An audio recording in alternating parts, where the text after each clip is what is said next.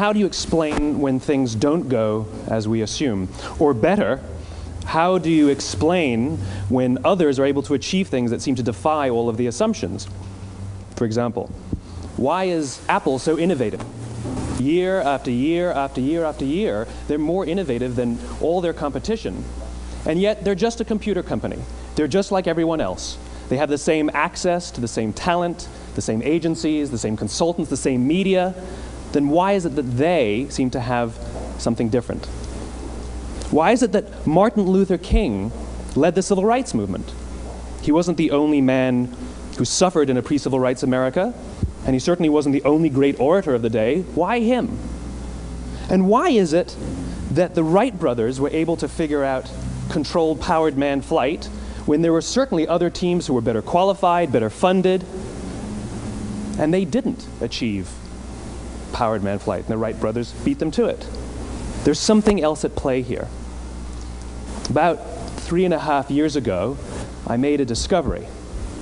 And this discovery profoundly changed my view on how I thought the world worked, and it even profoundly changed the way in which I operate in it. As it turns out, there's a pattern. As it turns out, all the great and inspiring leaders and organizations in the world, whether it's Apple or Martin Luther King or the Wright brothers, they all think, act, and communicate the exact same way, and it's the complete opposite to everyone else. All I did was codify it. And it's probably the world's simplest idea. I call it the golden circle.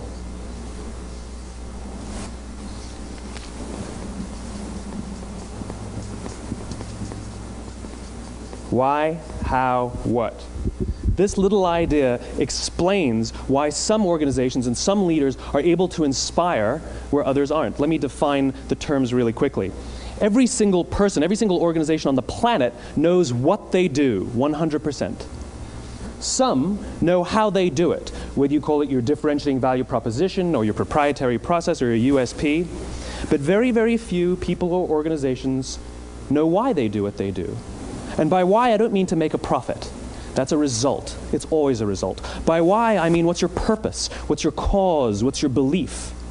Why does your organization exist? Why do you get out of bed in the morning? And why should anyone care? Well, as a result, the way we think, the way we act, the way we communicate is from the outside in. It's obvious. We go from the clearest thing to the fuzziest thing. But the inspired leaders and the inspired organizations, regardless of their size, regardless of their industry, all think, act, and communicate from the inside out. Let me give you an example. I use Apple because they're easy to understand and everybody gets it. If Apple were like everyone else, a marketing message from them might sound like this. We make great computers. They're beautifully designed, simple to use, and user-friendly. Want to buy one? Meh.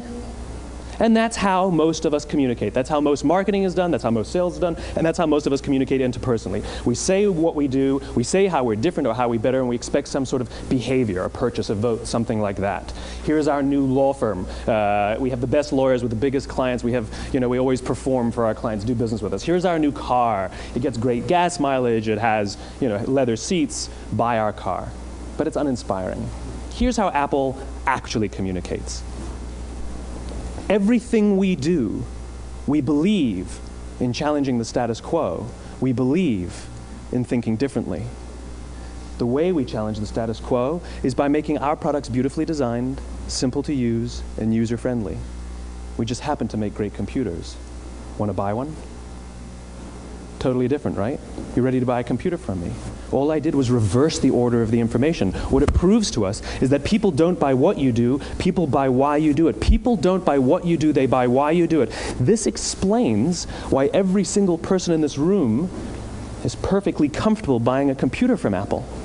But we're also perfectly comfortable buying an MP3 player from Apple, or a phone from Apple, or a DVR from Apple.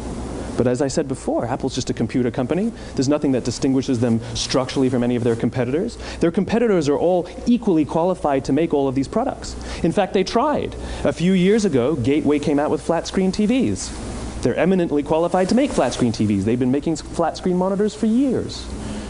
Nobody bought one.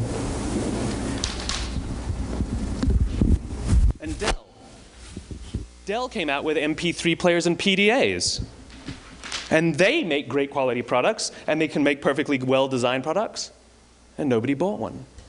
In fact, talking about it now, we can't even imagine buying an MP3 player from Dell. Why would you buy an MP3 player from a computer company? But we do it every day. People don't buy what you do, they buy why you do it. The goal is not to do business with everybody who needs what you have. The goal is to do business with people who believe what you believe. Here's the best part. None of what I'm telling you is my opinion. It's all grounded in the tenets of biology, not psychology, biology. If you look at a cross-section of the human brain, looking from the top down, what you see is the human brain is actually broken into three major components that correlate perfectly with the golden circle.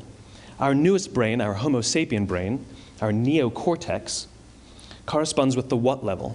The neocortex is responsible for all of our rational and analytical thought and language. The middle two sections make up our limbic brains, and our limbic brains are responsible for all of our feelings, like trust and loyalty. It's also responsible for all human behavior, all decision-making, and it has no capacity for language. In other words, when we communicate from the outside in, yes, people can understand vast amounts of complicated information like features and benefits and facts and figures. It just doesn't drive behavior. When we communicate from the inside out, we're talking directly to the part of the brain that controls behavior, and then we allow people to rationalize it with the tangible things we say and do. This is where gut decisions come from.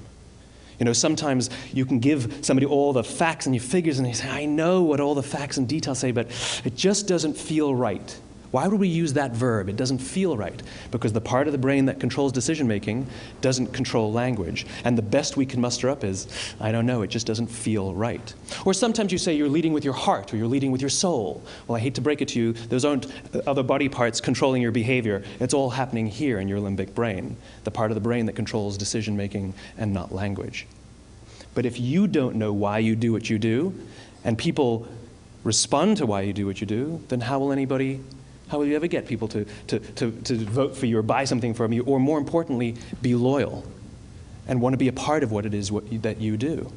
Again, the goal is not just to sell people who need what you have. The goal is to sell to people who believe what you believe. The goal is not just to hire people who need a job. It's to hire people who believe what you believe. I always say that, you know, there's, if you hire people just because they can do a job, they'll work for your money. But if you hire people who believe what you believe, they work for you with blood and sweat and tears. And nowhere else is there a better example of this than with the Wright brothers. Most people don't know about Samuel Pierpont Langley.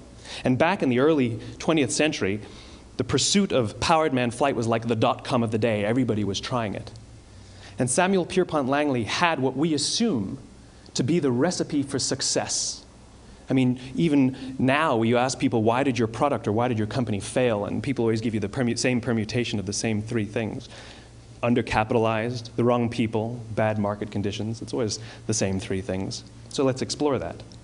Samuel Pierpont Langley was given $50,000 by the War Department to figure out this flying machine. Money was no problem. He held a seat at Harvard and worked at the Smithsonian and was extremely well connected. He knew all the big minds of the day. He hired the best minds money could find, and the market conditions were fantastic. The New York Times followed him around everywhere, and everyone was rooting for Langley. And how come we've never heard of Samuel Pierpont Langley? A few hundred miles away in Dayton, Ohio, Orville and Wilbur Wright. They had none of what we consider to be the recipe for success. They had no money. They paid for their dream with the proceeds from their bicycle shop. Not a single person on the Wright brothers' team had a college education, not even Orville or Wilbur. And the New York Times followed them around nowhere.